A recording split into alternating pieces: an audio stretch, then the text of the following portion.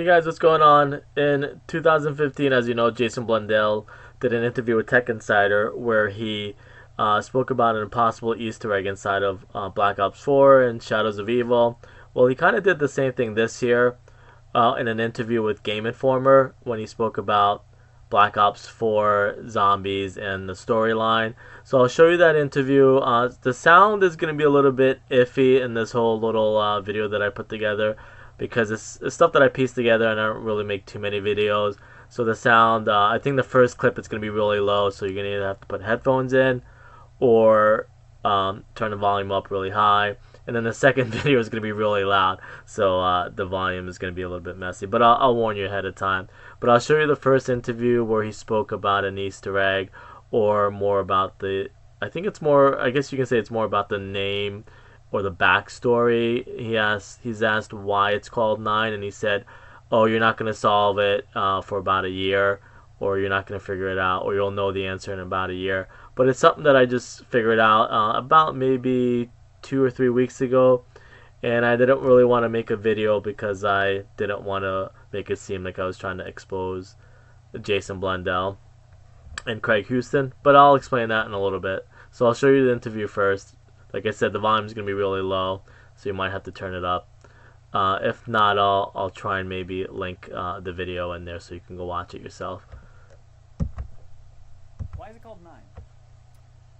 That's a very good question. Yeah.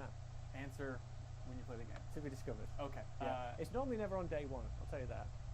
Some of these ideas, you might have to be 6 months to a year later before you realise the significance of something like that. Really? Oh yeah. And this is one of those cases. This is one of those cases. So, like you said, he's not gonna tell us why it's called Nine. The reason is, and I'll go in a little bit of detail how I figured it out and why I didn't want to make a video. But after I saw this video, I said, "Oh, it's pretty safe that I can talk about it because he actually spoke about it." So this is going to be a little bit loud, but this is the ending for the Nine Easter egg.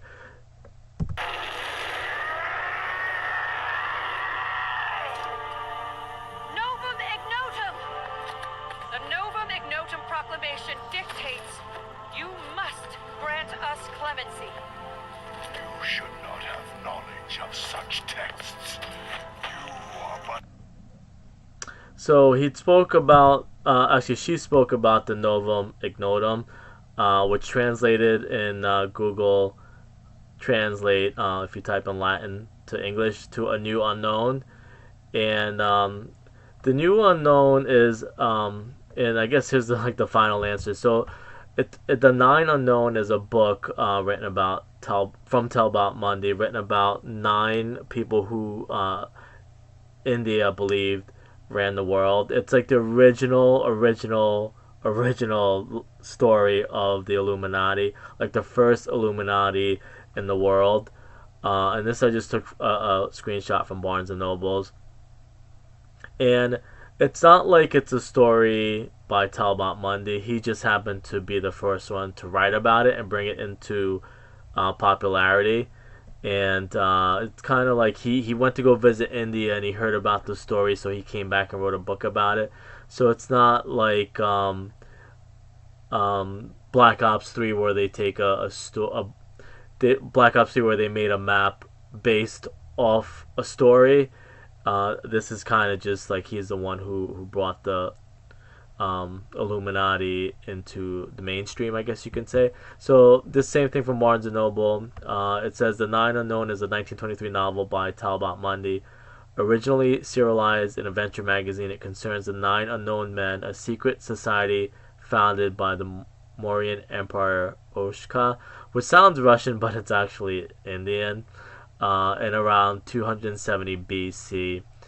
And the secret society is to preserve and develop knowledge that would be dangerous to humanity if it fell into the wrong hands. The 9 unknown men were entrusted with guarding 9 books of secret knowledge, which 100% fits into the Chaos story and the 9 story, because I think they're using it as the 9 perk gods instead of 9 men. I guess they're kind of meshing the story, but like I said before, I don't want to make a video because I don't want it to be like exposing Jason Blundell, Treyarch, and Craig Houston, because they sold it in a lot of interviews up until that point as an original story that they created, him and Craig Houston created, which it's not. It was just taken from a book or famous like mythology, I guess.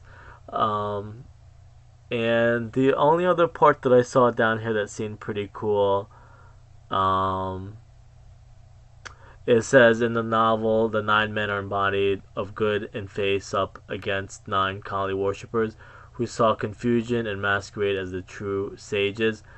And this, I don't know if, in our story, I don't know if the Illuminati is the good guys trying to protect the books from the chaos characters that we play as, or it's the opposite where the chaos characters are trying to protect the books, because the next couple DLCs might be about a library and trying to protect books and stuff like that. And it says the story surrounds a priest called Father Cyprian, who is in possession of the books but who wants to destroy them out of Christian piety. And a number of characters who are interested in learning their contents. Because as you guys know, India is more Muslim or Islamic, I believe. And so somebody apparently in this story who's Christian has the books and might want to destroy them. Depending, I guess, on what side of the fence you're on. Should he destroy the books or not? But we'll, I guess, have to find that out in Zombies. And this is just a quick breakdown I found on this website, Ancient Explorers, about each book. The first one, I'm just going to kind of paraphrase it so it doesn't make the video too long, dealt with techniques of propaganda and psychological warfare. And it says that psychological warfare is the most dangerous of all sciences, is that it's molding mass opinion because it would enable anyone to govern the whole world. And I mean, that's even common in modern day right now, where like somebody speaks to people and knows how to like brainwash them. So it's something that still goes on today. I'm not going to go into too much detail and make this video controversial, but it's just, it's true. Back then in 320 BC, that they knew that if you got in front of people and you lied to them and brainwash them, that you can get them to do anything that you want them to do. So the second book discussed physiology and explains how to kill a person simply by touching him or her, known as the touch of death, simply by the reversal of a nerve impulse. And this one talks about judo. The third volume focused on microbiology and biotechnology. The fourth dealt with alchemy and transmutation of metals. And I think that's what his story is. If I go back real quick to Mundy's book, I read a little bit about it. It's about gold, and they're trying to use gold and make gold to kind of like win a country or defeat a country. So if you're interested, that would be the book that you would want to read about. A lot of this I just kind of paraphrase. I'll probably make a second video if you guys want a more detailed discussion of everything. And book 5 contains study of all means of communication, terrestrial and extraterrestrial. Which in 1923, how did they know about extraterrestrials? I don't know. I guess that was common back then. And it says, alluding that the 9 unknown men were aware of alien presence. The 6th book focused on gravitation and instructions how to make ancient Vedic Vimana, which is aerospace technology. I guess that's like an Indian word in the translation. 7th contained whatever word that says in matters of the universe, cosmology. I guess I should have looked that up before I made the video. But anyways, 8 deals with lightning, including the speed and how it's used as a weapon. The 9th and final book discussed sociology and evolution of societies and the means of foretelling their decline. So those are the 9 books that I don't know how it's gonna fit in exactly. Like I said, this isn't a theory video. If I start talking about what I think is gonna happen, then everybody's gonna start like, you know, dissing each other's theories. But I just wanted to show you what 9 was named after, I guess you can say, and why they picked the name 9 for the map, which is the main question that Jason Blundell didn't want to answer. And plus, I made this video because, like, Jason Blundell says that he has a lot of people at Treyarch watching to see who solves what, who can figure stuff out. So I just want to put that out there on YouTube so he can see that pretty much I was the first one. It's a shameless plug, I guess, that I was the first one to figure it out. As far as Black Ops 3 Impossible Easter egg, I'll go over a couple things real quick.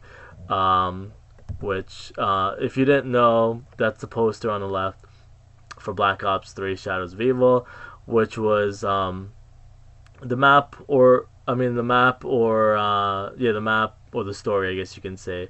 It's kind of taken from Clive Barker in the Hellraiser movies. You can see it looks exactly like him, and it's the whole exact story about sacrificing souls to bring them to life. Like, he starts out as a skeleton, then the more sacrifices they make for him, he becomes into an actual human again. So that was that, and the lottery ticket could have been the Impossible Easter egg also, which if you look on the roof in theater mode in a glitch, which this is the main one I think people are saying it was the Impossible Easter egg, because it's really difficult to have found this without glitching.